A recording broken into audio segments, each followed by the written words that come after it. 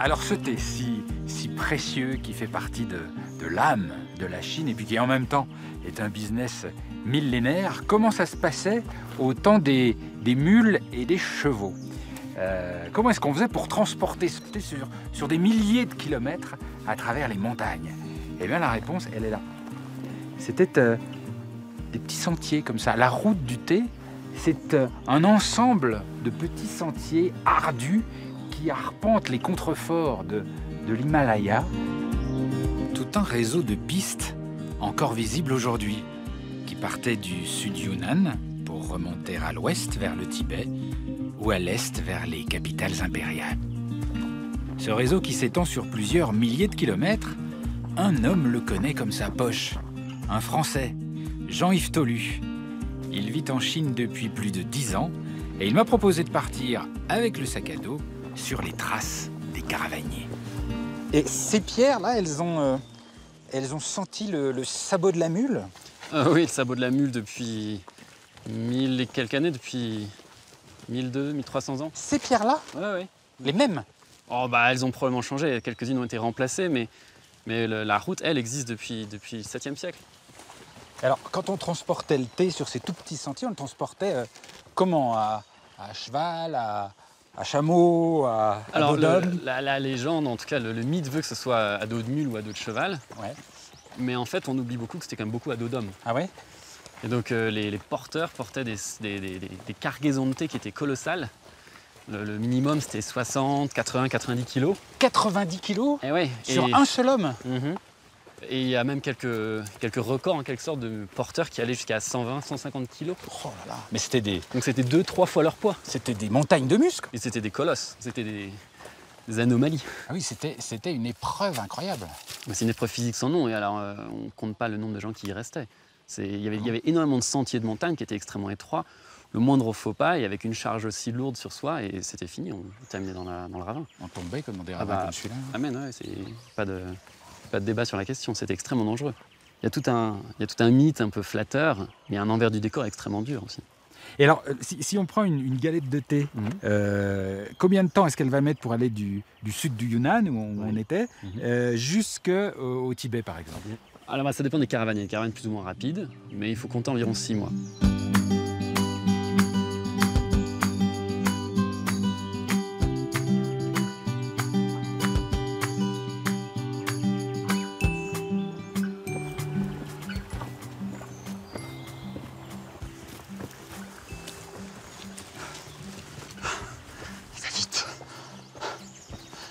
Le problème, c'est que à 3000 mètres, suivre un pro du trek, ça tire un peu.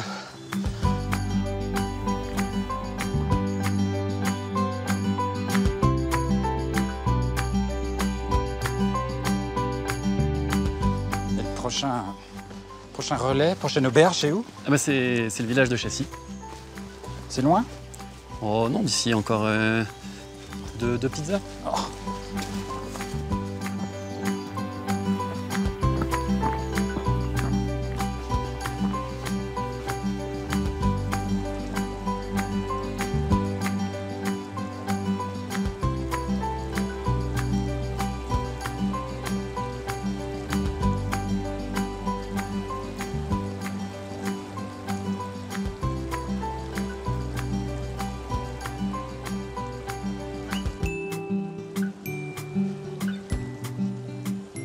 Alors là, quand la caravane arrive là, devant la porte de la ville... Libération. Libération. Soulagement, oui. Soulagement. Ouais. Mais moi, j'ai du mal à imaginer quand même 120, ils étaient 120 dans les grosses caravanes. Oui, jusqu'à 120 sur les grosses caravanes, oui. 120 personnes avec les chevaux, les chiens. Les chiens et tous les soldats armés, enfin des gens en armes qui étaient là pour protéger la caravane. Et tout le monde rentre? Alors non, les grosses caravanes ne rentrent pas. Les petites, elles, peuvent rentrer et ont le privilège en quelque sorte de pouvoir aller dormir dans les auberges. Les grandes caravanes, on reste à l'extérieur. On a envie d'y aller quand on est devant cette portière. On sent qu'on change de monde. On est aspiré finalement. On est aspiré. Il y a comme un... Ouais, tout à fait. C'est un tunnel vers autre chose. Oui. Là, on s'imagine tout de suite une ambiance, des fêtes, des costumes, c'est tout un monde qui s'ouvre et on quitte la montagne, le côté rude des lieux d'où l'on vient.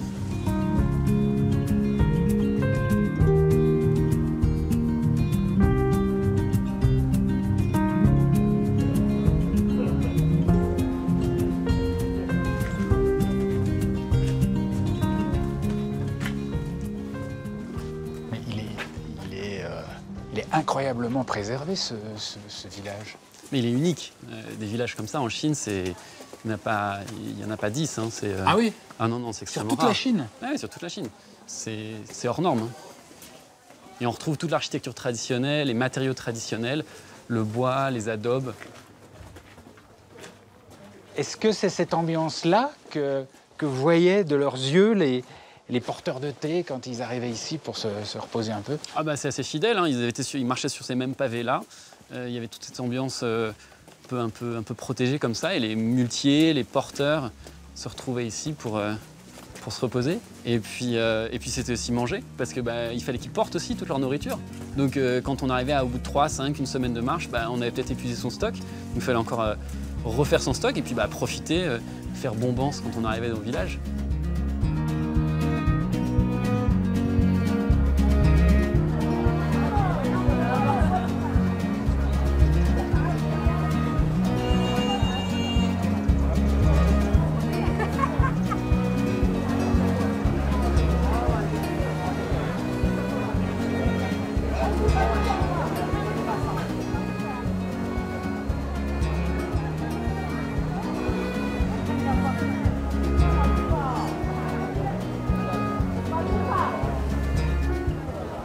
Donc là, on arrive sur le marché hebdomadaire de Châssis, marché qui a lieu tous les vendredis.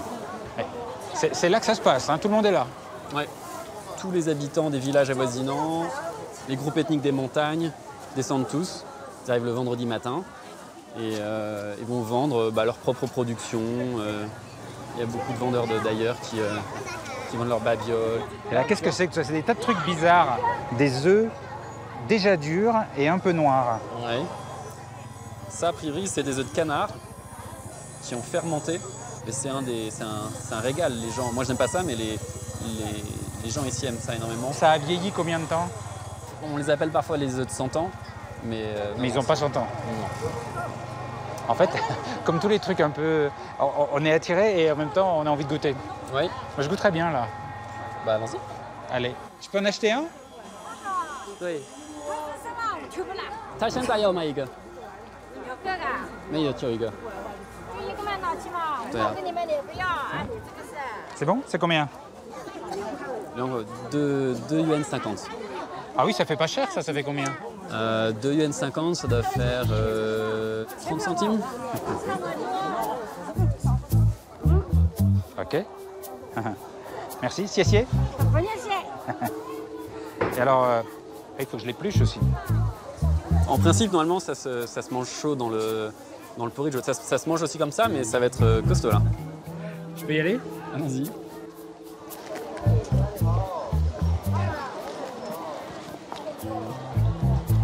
Non, mais c'est bon. Ça va? Pas trop salé? Ah non.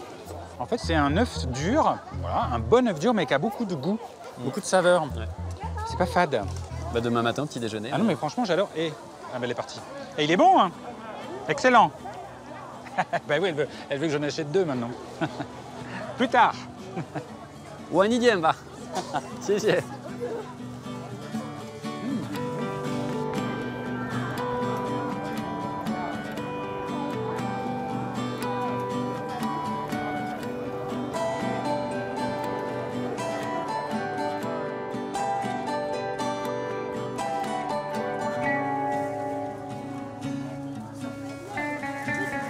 Ah tiens, là on retrouve du thé qui est vendu sur ce marché, comme à l'époque de la route du thé et des chevaux. Donc en fait, ça fait des centaines et des centaines et des centaines d'années qu'on trouve du thé ici. Ah, mais ça fait plus de 1000 ans qu'on a ça sur les marchés. On a des galettes de thé pu'er. Pu'er. Donc le thé pressé en galette, c'est le thé Moi, je traditionnel. disais puer. En français, oui. Pu'er en chinois. En chinois. Oui, exactement. Ce qu'il faut bien comprendre, c'est que les caravanes en fait, qui chevauchaient et amenaient toutes ces denrées, on créait des marchés en fait à étapes régulières, parce que les multis avaient besoin de se restaurer, de dormir, de se retrouver. De boire du thé. De boire du thé. Et donc en fait, à la fois les caravanes ont fait les marchés ont fait les caravanes. Et ça valait cher le thé à l'époque déjà? Ah oui, oui, bah, il y a différents grades de thé, mais il y a des thés qui peuvent valoir très très cher, et à l'époque c'était le cas. Il y avait des barèmes, tel cheval, un étalon allait valoir X centaines de kilos de tel thé, ou encore plus si le thé était moins bon, une mule, un bourrichon allait valoir beaucoup moins. Donc, il y avait des... Parce qu'on payait en unité thé. Et voilà, en fait le thé était aussi utilisé comme monnaie en fait. Et donc dans son porte-monnaie on avait des galettes de thé? Dans son sac à dos.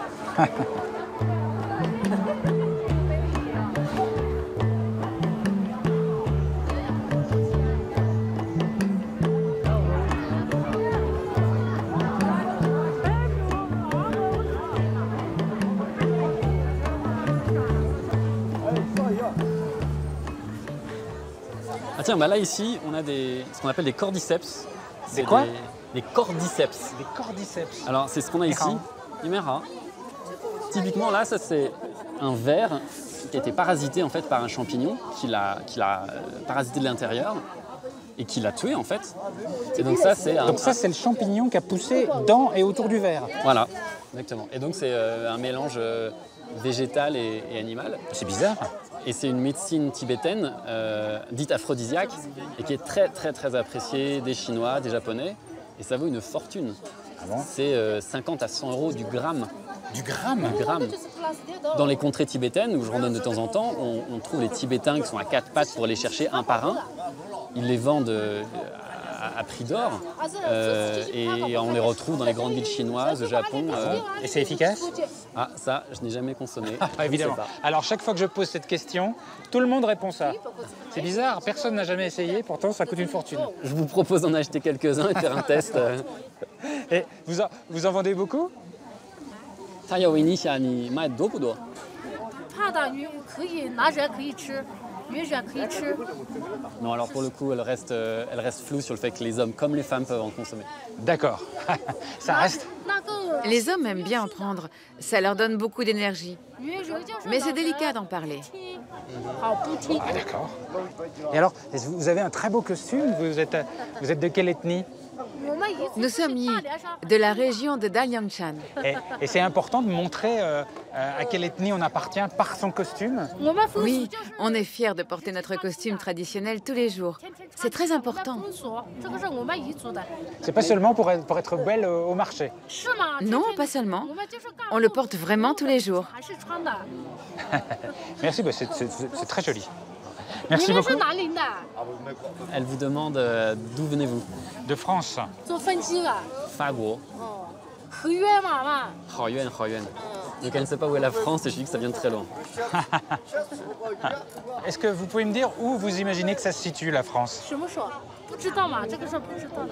Non, elle ne sait pas. Pas la moindre idée. Non, pas du tout. C'est loin. Mais merci beaucoup. Xie. 感谢你。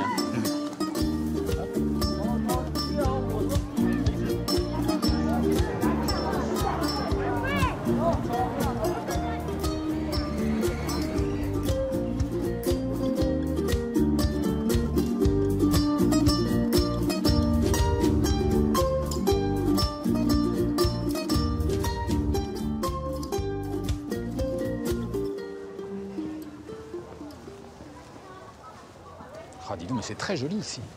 Oui, la Grand Place de Châssis. Superbe, hein? Bon, une de mes places préférées ici. Mais là, on recule de plusieurs siècles. On remonte dans le temps, oui.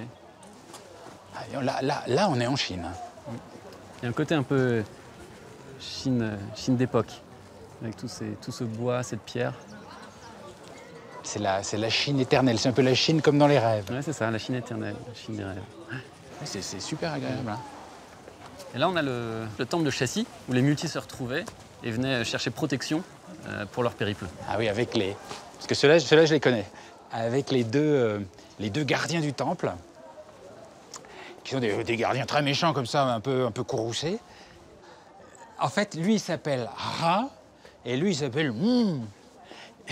Et pour garder le temple et pour empêcher les mauvais esprits d'entrer dans le temple, ils avaient deux techniques, chacun la sienne. Lui, c'est avec la bouche ouverte. Il avait une haleine un petit peu, disons, un peu discutable. Ici, on appelle ça la laine jaune. Et donc, pour éloigner les mauvais esprits, il leur soufflait dessus. Il faisait « Ha !» Et donc, c'est pour ça qu'il s'appelle « Ha !» Et puis lui, il a la bouche fermée. Et pour éloigner les mauvais esprits, il respirait très fort. Enfin, et donc, il s'appelle comme ça. Et il devenait tout rouge, tellement il était en colère. Et voilà. Et le temple était bien gardé. J'adore ces deux histoires. Ouais, on les retrouve bien, ils sont courroucés là. Et on les retrouve un peu dans toute la Chine. Hein. Oui, oui, il y a pas mal de temples bouddhistes comme ça, on les retrouve devant. Bah, c'est les dieux gardiens, ils sont là pour ça. Donc c'est caractéristique, ouais.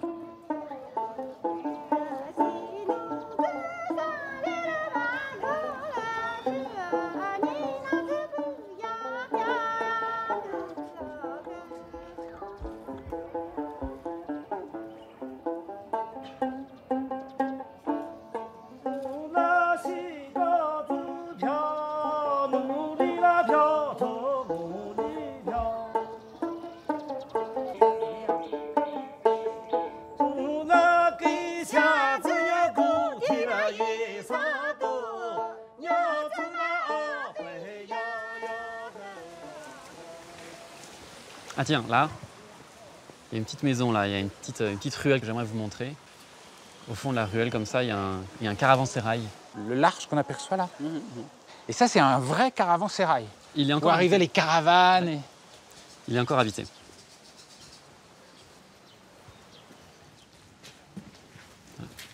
On va bien enjamber la poutre, hein, Pourquoi? parce que sinon, en fait, on donne aux mauvais esprits la manière de rentrer dans la maison. Si on marche dessus. Voilà. Parce que les esprits n'auraient pas l'idée de lever le pied. Ah non, et de la même manière, les esprits ne savent pas tourner, ils avancent en ligne droite. Donc, s'ils suivent quelqu'un qui agit de telle sorte, ils vont pouvoir faire. Mais normalement, voilà, on passe au-dessus et ça reste paisible. L'esprit est un peu mouton. Oui, absolument, un peu borné, oui.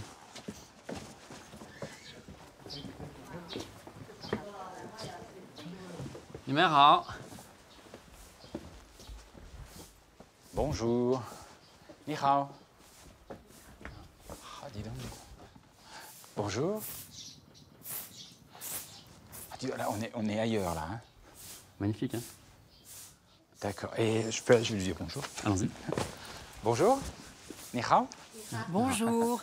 Vous habitez ici depuis toujours? Depuis combien de temps? Je vis ici depuis que je suis née. Et vous avez vu passer des caravaniers, des muletiers ici, ou c'était déjà fini? J'en ai vu passer, mais maintenant il n'y en a plus. Et il y avait combien de porteurs de thé qui venaient dormir ici? Il y avait entre 40 et 50 caravaniers. Ah oui? Est-ce que je peux jeter un petit coup d'œil à l'intérieur? Je suis un peu curieux.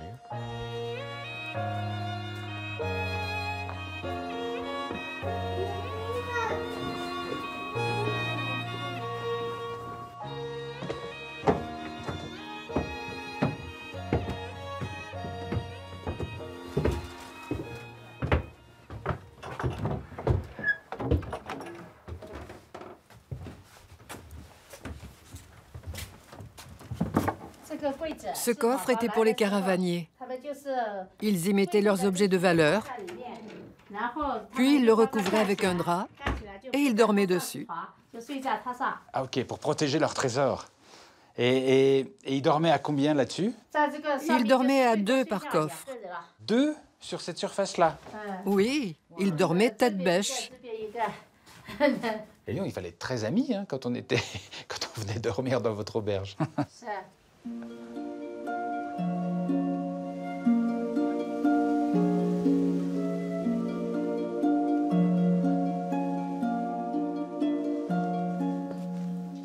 Et qu'est-ce qu'ils faisaient pendant leur soirée, les caravaniers? Il y avait des groupes de chanteurs qui jouaient des opérettes. Et à l'étage, il y avait des dégustations de thé. Les gens regardaient le spectacle qui se déroulait en bas. Ça se passait où? C'était juste là, je vais vous montrer.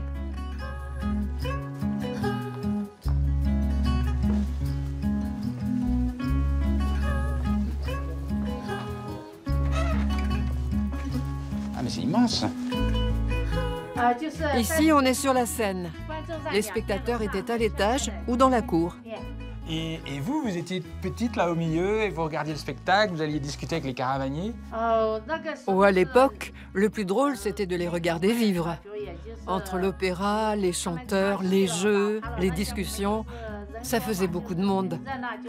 La vie était très animée. J'aimais beaucoup cette ambiance.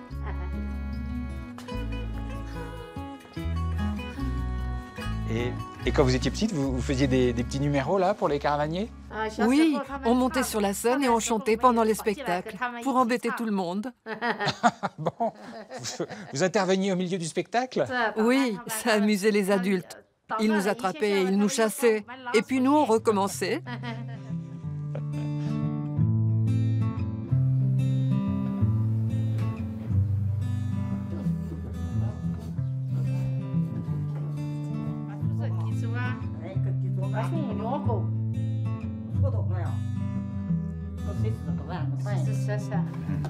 Et qu'est-ce que c'est que cette mixture? Ça, c'est une sorte de mousse. Tiens, goûte. Reviens par là, toi, ne les embête pas. Ah, lui aussi, il veut manger, il a faim. Il veut goûter? Il est gourmand. Tu veux goûter? Avec les doigts. Il aime ça. Et alors, qu'est-ce que c'est? J'ai pas compris. C'est de la mousse d'un arbre. Une mousse? Oui. Oui, mangez. J'ai peut-être pris trop d'un coup. Moi aussi, je peux en manger? Oui, bien sûr, mais après. Je dirais plus foin que mousse. Vous en mangez souvent ici, ça? Bah, j'en mange souvent et j'aime ça. Ah, vous aimez ça? C'est un petit Énormément. peu séco quand même, non? En général, c'est meilleur si on le met dans une omelette, si on le frit avec l'omelette. D'accord. Et alors, s'il y avait 50 muletiers qui étaient capables d'être logés ici, ça veut dire qu'on était capable de servir 50 repas dans ce genre de cuisine? Ouais. Ça devait dépoter. Ah, ça dépote, complètement, oui. C'est vraiment un lieu très particulier. Il y a une vibration ici. On a l'impression de ressentir. Mais on revit l'histoire. On Hein. revit l'histoire, Ouais. oui, mais physiquement. Ah, oui, la grande histoire.